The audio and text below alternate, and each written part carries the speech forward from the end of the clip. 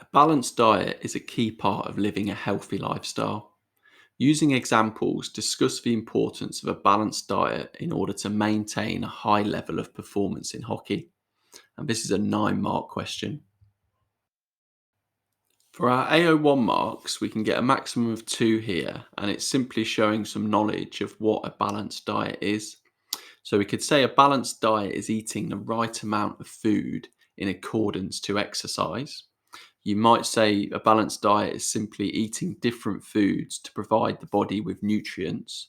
Or you might get down the route of giving some examples of the percentage of food types which should show up in our diet. So, for example, 55 to 60% of our diet should be carbohydrates.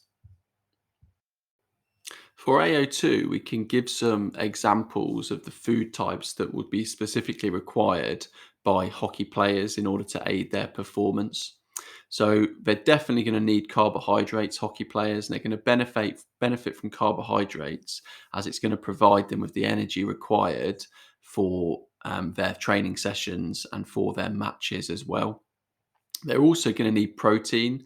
This is going to be a large intake of protein, particularly after heavy training sessions or after matches, as it's going to help to repair and grow their muscle cells.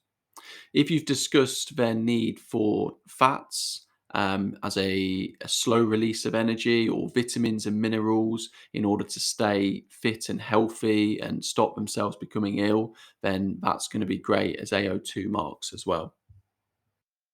For our 5 AO3 marks, we need to go into a lot more detail regarding the intake of different food types and specifically when food types should be taken on board and how exactly this is going to benefit the performance of the hockey player. So we can discuss complex carbohydrates, and we could say that complex carbs are taken on the night before a match, which will ensure that a performer has enough energy to release for the duration of the match. So a hockey match lasts about 70 minutes. So if you can fill up your glycogen stores by taking on lots of complex carbs the night before a game, then you're going to have plenty of energy throughout that match. Simple carbohydrates or sugars, we could say, can be taken on at half time, such as energy gels. You can give an example of energy gels, which are going to give a fast burst of energy during the second half. So, particularly if a player is feeling fatigued at half time, they can take on some simple carbohydrates. We can go into a bit more detail about fats. So, fats release energy slowly, and an inclusion of fats as part of a diet will make sure that a performer has enough energy for the duration of the match. And the fats can be used as energy after the performer has ran out of their carbohydrates. Protein, as we mentioned earlier, protein is going to be vital following a match in order to repair damaged muscle cells, meaning that the player can return to training quicker.